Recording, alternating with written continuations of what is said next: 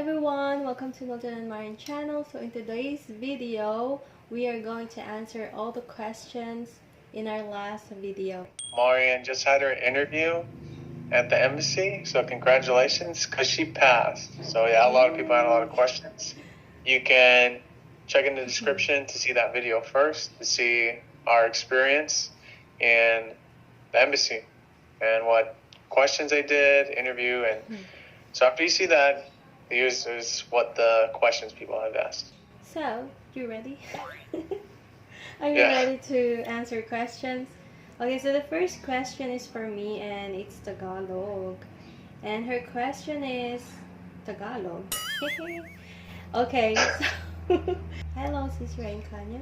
So she asked me in Tagalog saying, Sis, ano yung mga documents na dinala mo lahat?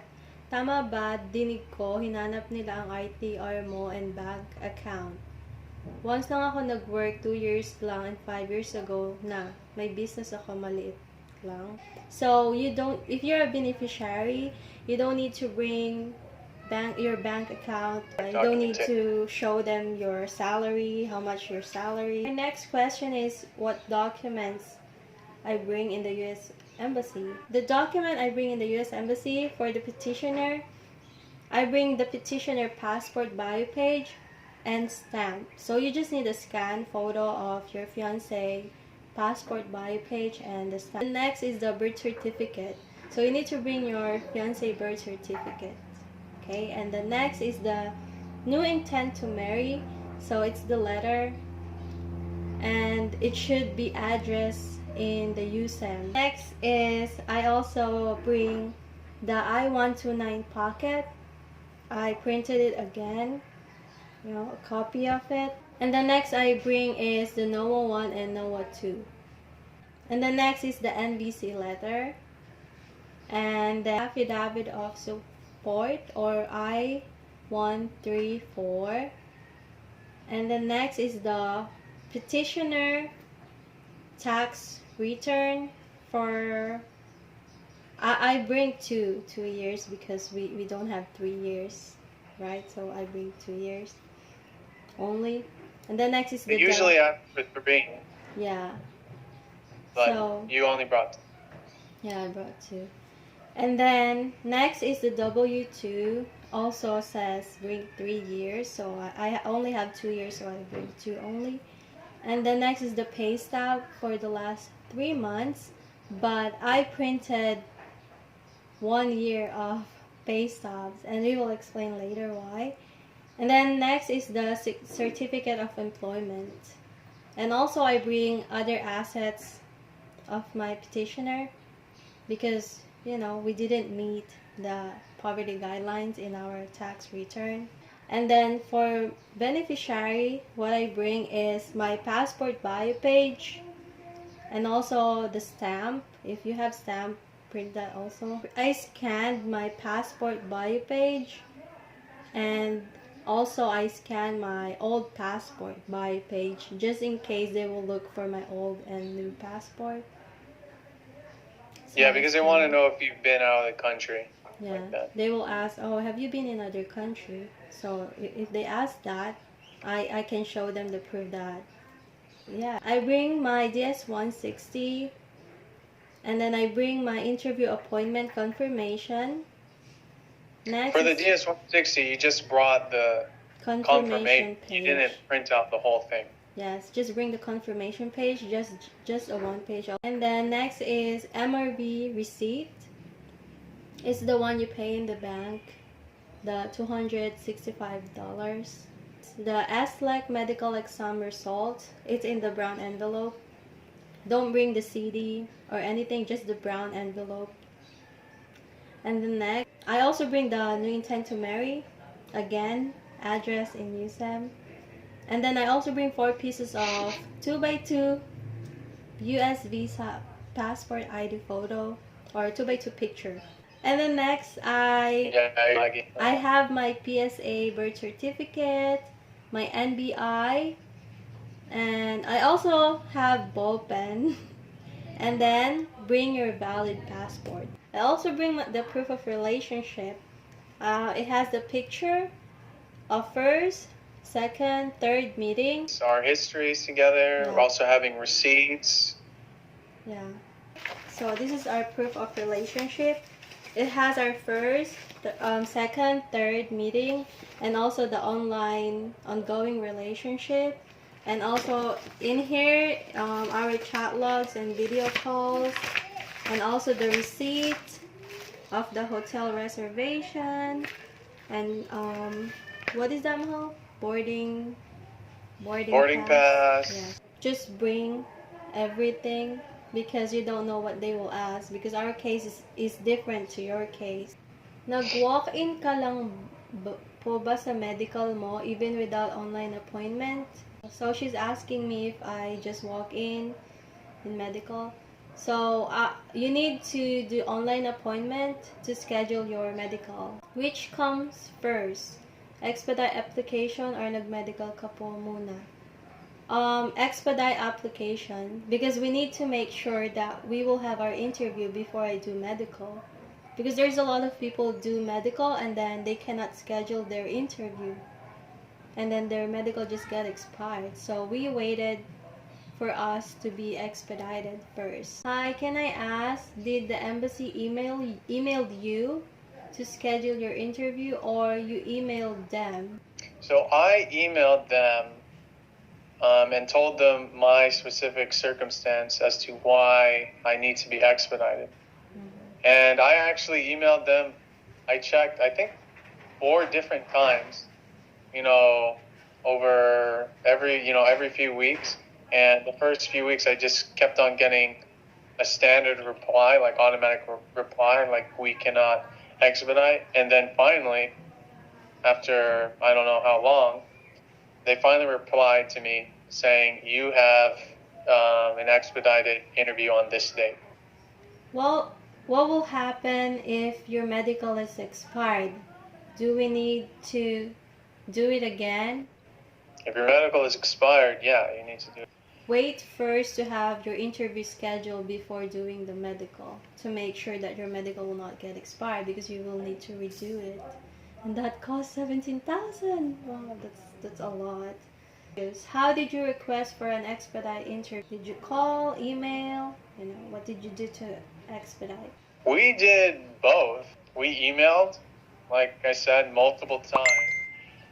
But we also called the call center and told them, hey, can we get it expedited? And my experience, you shouldn't call the call center, because they're just going to tell you what's on their sheet of paper. They have no idea. The call center and the embassy is different. Next question from Tor. We have same case, but our papers are still at NBC. They said they can't forward my papers yet to U.S. Embassy Manila because of the suspension of routine visa. Did your paper got forwarded to the U.S. Embassy before the pandemic? Yeah. So our papers got in U.S. Embassy pandemic time. When you guys mentioned about tax return is low, like how low? Approximate digit, please. I'm not going to tell you the exact number, but I'll tell you that the qualifications for non-military is $21K per year, and the qualifications for military is $17, to prove that you can make up that gap, and it needs to be 5 times more. So if you're non-military and your tax return is $20,000 per year, you need $1,000 difference, right? So your assets need to be 5 times more than that. So if there's a $1,000 difference, you need assets totaling $5,000. So you can have $5,000 in the bank, and then that's 5 times more than that 1,000. I didn't meet it for the past 2 years, and they only, just so you know. So if that's not a problem, as long as you have assets and savings. Okay, so if you don't meet the tax return, which is 17,000, right? Or 21,000? 17,000 military, 21,000 for non-military. You need to show proof of assets, so that can be like a bank account, savings account, it can be stocks, it can be property, like if you own a house, a car. Yes, the difference between the tax return and that poverty guideline should be 5 times more in assets. If your sponsor isn't filing, but he has assets, then you need to show that. If he doesn't have any income and doesn't have assets, then you have a problem. Who helped you to arrange your K1 visa? Agent or personal? How many months processing? At first, when we were talking about it, I really wanted to hire a lawyer or hire whoever to do it. Agency. No. Right. But Mariane convinced me that we could just do it by ourselves. And I was really nervous, but there's a lot of resources out there on YouTube answering questions. It's not as hard as you think. Like, it's just a list. You can look, if you're confused on how to fill a form, just type in how to fill out this form on YouTube. It's easier than you think. You can do it. If we can do it, then you can do it. Yeah. Don't pay someone to do something that's really easy. Yeah, it's gonna take time, but it's easy. Having agency, having a lawyer is expensive. You know, it's better to do it yourself, so you know the processing. Okay, so the last question that everyone is really want to know is, how did we get expedited? Like, what is the reason why we get expedited? We received our NVC letter November 4, and that time we also got in transit, and then the next day we got our case ready. When we get case ready, that is the time we keep emailing US Embassy for expedite.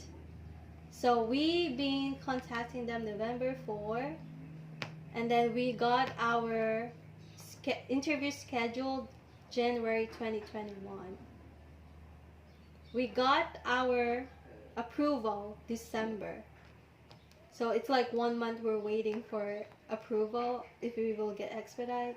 Approval for an interview. Yes, approval for interview. So it's like 1 month that we've been trying for expedite. And what's the reason why we get expedited? Okay, so here's the list. You can actually look on ustraveldocs.com and they'll tell you how to get an expedited interview. So number 1 is you're having a medical emergency. So it says petitioner is facing an urgent medical emergency that requires immediate travel. So one of the things that we've heard is you're pregnant, you know, and you want to give birth in the USA. And there's other reasons that you need to travel fast. Another is military emergency. If the U.S. service member petitioner becomes aware of a new deployment or transfer with very little notice. So if you know that you're going to be going to war or you're going to be deployed somewhere and you need your petitioner to come to the U.S., so that you can be married before they go out. That's one way of expedite interview. And then cases close to aging out. So if you have a dependent that's close to the age of 21, once they're 21, you cannot be part of that dependent K2 visa. So that's one way, if they're going to be turning 21 in 60 days. And then the last is if there's an extraneous circumstance. So if you have a special circumstance that they need to be aware of, it's on case-by-case basis. So with us, I feel that we had one of those special circumstances. I'm not going to say what it is, sorry, but yeah, it's confidential. My advice to you is, if you think you have a special circumstance that, hey, we're waiting so long, and this is the reason why, you just email them. Even if you don't think that you do, just email them saying, hey, can we get a expedited interview because of this? So the list, the qualified is if you are having a medical emergency, if you have if your fiance is military, which is going to be deployed or going to war, and then if you have K2, K2, if you have a child that you will petition with you. So it's case to case basis. Just try and try until maybe they will accept or they will approve you to have interviews, because we tried many times. Okay, love, so I think that's it, all the questions that we read in the comment section. And if you have more question, or if it's not clear what we all trying to share, you can comment down below and ask again question, and we try to answer that in our next video again. Okay, that's it for this video. Thank you so much for watching. Make sure to like, comment, and subscribe to our channel, and see you in the next video. Bye everyone. Bye guys.